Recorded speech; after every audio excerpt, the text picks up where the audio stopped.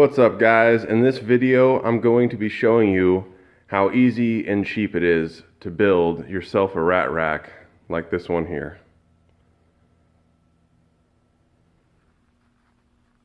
I'm not going to go into exact details of the exact measurement lengths that I use for this because it can be hard to get the same tubs that I got. I got these tubs at Lowe's. They are 27 liter, 7 gallon, odd job, multi-purpose mixing tray, 27.9 by 20.3 by 6.3 inches.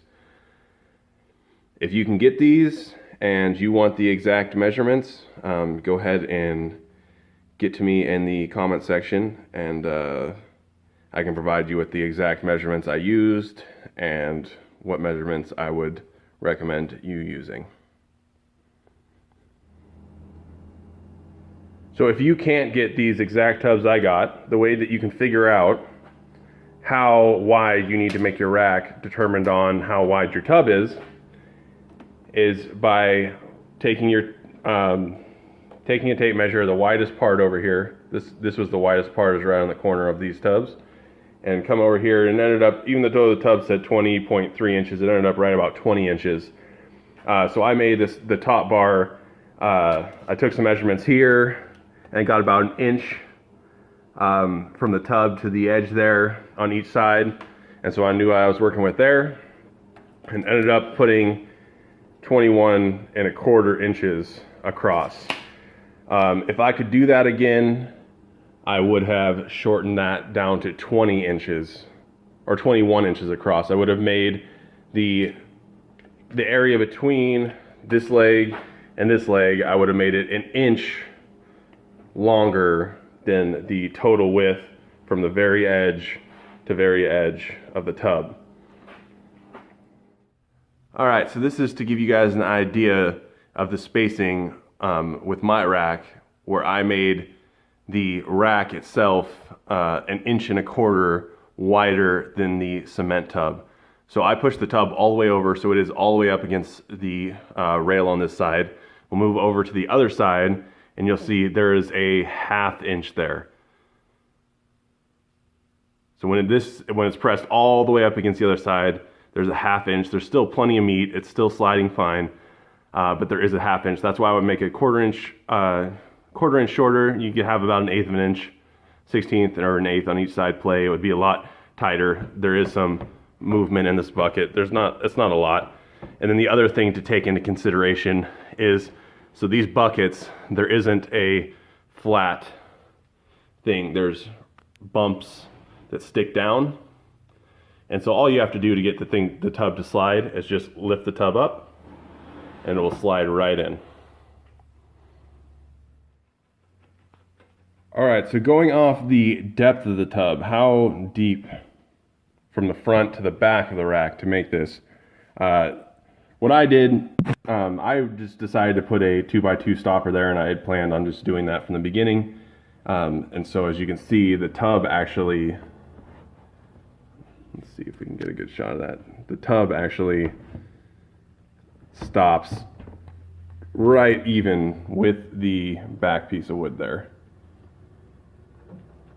What you could do if you wanted to make the rack shorter, so it didn't stick out as far, as you could attach a little piece of wood to the back of this and actually have the tub slide under this piece all the way until it hit the a piece of wood that you attached to the back as a stopper. If you were going to put this up against a wall, you could use the wall as a stopper.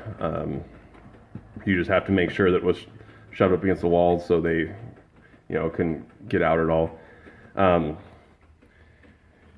That's about that. The front of this, so with that shoved up against the back there, the front of this is almost, the front inside of the tub is almost even. There's a little bit of a lip there before the tub starts. So if I was to do this again, just like the width, I would have made it a little bit shorter. I probably would have made it so 1/4 inch, 1/2 inch shorter, something like that. And maybe done a little bit less of a block back here. And now, on to the actual building. Alright guys, here's all the wood cut up. We got the 12 sides for the frame, the 12 front and backs for the frame. These are the 6 dividers for the frame, and then these are the 12 tracks to go beneath the tubs for the tubs to slide on. Alright guys, I would have used 2x3s, but there were some really bad twisted up 2x3s at the Lowe's I went to, and so I'm using 2x2s. They were a little straighter. I got my 90-degree clamp, a corner clamp, and always, if you don't want to crack the wood, especially on 2x2s like this, you got to pre-drill. I'm going to show you real quick. I start at the corner a little bit in, and I kind of bend tilt the drill bit in towards the center a little bit this way, so I get a little bit more chunk of this wood right here, so I don't split it. But I want to get 2 screws in each corner here to make sure that these 2x2s are strong and they don't wobble. And so that's why I'm using this pre-drilling. And again, just a little bit of a diagonal towards the center, just to kind of get a little bit better chunk of this wood here.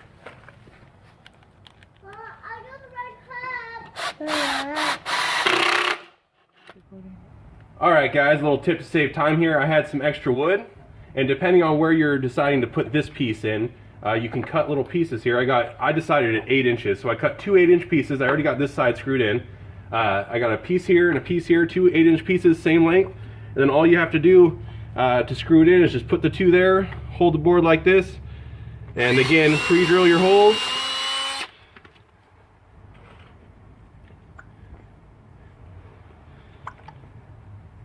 Get your screw in there. And again, I'm going to put 2 screws in every one just to make sure they're tight. Alright, all the frames are done, and with pre-drilling the holes and using 2 screws on every joint, they were 2.5-inch wood screws, and I was pre-drilling with an 1/8 inch drill bit.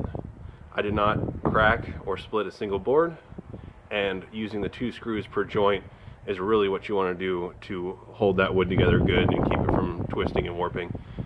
So all the frames are done, and they are ready for 1/2-inch by 1/2-inch mesh hardware cloth. Alright, so this was a 2-foot by 25-foot roll of 1/2-inch by 1/2-inch hardware cloth. What I did is I cut it. This is a little shorter than 2 feet here, so I cut it to fit here. I'm going to start stapling it on, and then when I get to this side over here, I will cut this off and then staple that side. And I'm spacing it in about 1/4 inch from the edges.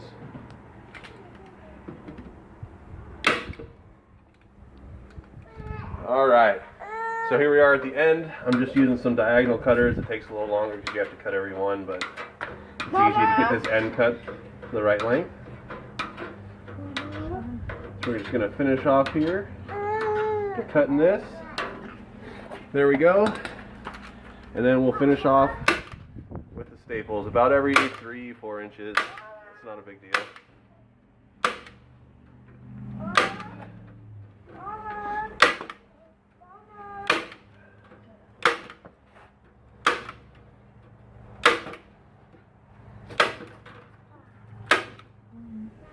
Alright, so these are the staples I'm using, 1/2-inch heavy-duty staples. And another tip, after you get the staples in and everything done, you can go around with the hammer and just give a hit on every staple, go around the edge, and kind of set them in there and make sure they're holding on there good. Alright, there it is. All the frames are done, and the next step is to start putting the frames and the sliders onto the legs to create the rack. Alright, so next up I'm measuring 4 inches from the front of the frame back, and I'm putting a line there, and the tracks that are going to run beneath these to hold the tubs on, they're cut 4 inches shorter as well, so when that's lined up over there, it'll be lined up over there. And the reason I have the top shelf sticking out 4 inches past the front leg and the bottom track that the tubs slide on is because I plan on doing an auto watering system, and I'm using this piece of wood to replicate the nipple down into the tub. When I do have that auto water system in place, I will be able to easily pull these tubs out and get the tubs out to clean them without having to remove that auto watering nipple. Alright, getting the first shelf on was a little challenging. I just lined it up at the top of a 2x3. I was able to find like 4 straight 2x3s, and so I decided to use those for the legs. And you want to make sure that you're putting it upside down. So when you flip this will be the top shelf when we flip it over, and we'll have the area for the food there. And so I went again with the jigs. This is an 8-foot 2x3, and I'm not building an 8-foot tall rack. So I cut 10 inches off the top of the 2x3 board, each one, and I have 10-inch spacers, 10-inch little jigs on each leg here. And then I'm just going to set the second shelf on there, hold it down, and drill it and screw it right in. And again, we got the 4-inch mark right there, and we want these shelves to stick out 4 inches. Alright, so the spacing in between the shelves is a personal preference thing. I used the 10-inch blocks because I tested out one, and what I found was with using these bottles that I'm using now, the tubs slide, with 10 inches, the tubs slide right over the bottles with the bottle sitting in there. So that worked out well for me. I still have plenty of room to get in here and work, plenty of room to look in on the rats, and that's a personal preference. You could go shorter, you could go longer. Personal preference thing. You can see what 10 inches looks like from my design here. Alright, so I got all the picture frame shelves in, and then right after I put the second one in, I put the runners in a tub in this top one here because I wanted to see what this distance was going to be, if it was going to be enough. As of right now, I'm just going to use water bottles, 2 water bottles, because I'm not planning on starting with many rats. And I wanted to make sure that that was going to fit here and this tub could still slide out over it. So that's in, and I also have to cut the legs off because that is pretty tall right now. But as you can see here, they are all in. It is flipped up on its feet, and we're going to cut those bottom legs off to the height we want, and we'll go on to putting the tubs and the runners in. Alright, so I measured up from the bottom, and I ended up taking 14 inches off the legs. I'm going to have some more to take off of those bottom legs there. And I probably should have made this only 5 shelves instead of 6. I'd like that bottom shelf up off the ground a little higher. But with the 6 shelves 10 inches apart, that top one's still going to be pretty tall. So it'll be good. Alright, now to put the runners in that the tubs slide on. You want to get a nice smooth side, put that down where the tub's going to be touching. And what I'm going to do is I'm going to line it up here. This is the front of the rack. I'm going to line this board up with the front. I'm going to pull this tub towards me to hold that piece there. And I'm going to drill the first hole. Once I get that hole started, I'm going to hold that piece of wood, finish that hole. Oop, grab my screw gun here. And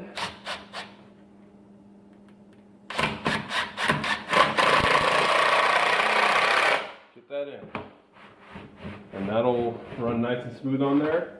I'll come back, do it to the back, and again, down here I'm getting 2 screws in every single one just to make it that much stronger and sturdy. I'm not going to have to put cross braces or anything like that on this thing. This thing's going to be nice and sturdy.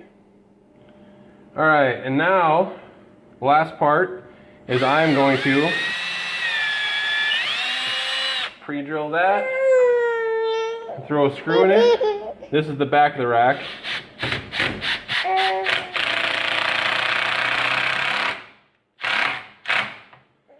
I'm not putting 2 screws. This is the only thing I'm not putting 2 screws in, and I'm not worried about if it's centered or how pretty it looks. This is just to stop the tubs from coming out the back. It's a stopper to the tubs to get them to stop where I want them to. These are the 2.5-inch screws I use on the entire project. These are the only screws I use on the entire project. I bought 2 1-pound boxes, and I still have that many left. Alright, and I just put the tubs in. I was only planning on a 5-tub, 5-shelf, and had a little extra wood, so I just built the 6th one up there. I only bought 5 tubs because I only planned on 5. So I'll have to buy another tub for that top one, and it is a 6-shelf, 6-tub rat breeder rack. Let's check this out.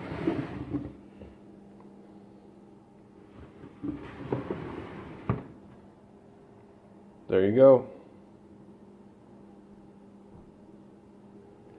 At this point, it's all done. I still haven't got the 6th tub yet, but I have 2 colonies of rats in there.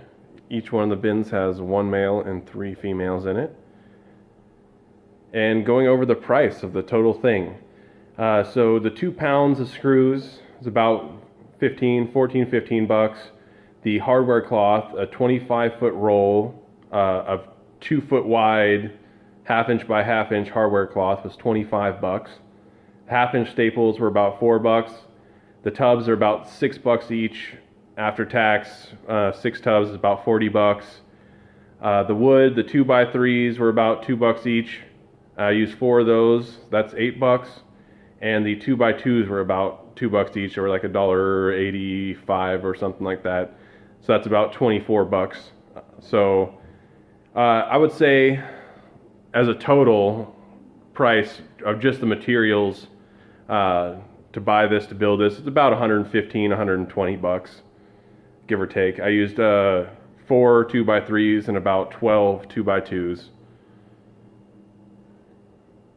If you need to get a stapler, I think the stapler is about, I think they're about 15 bucks or something like that. And I think the corner clamps, the 90-degree clamps, I think they're about 7 or 8 bucks, something like that.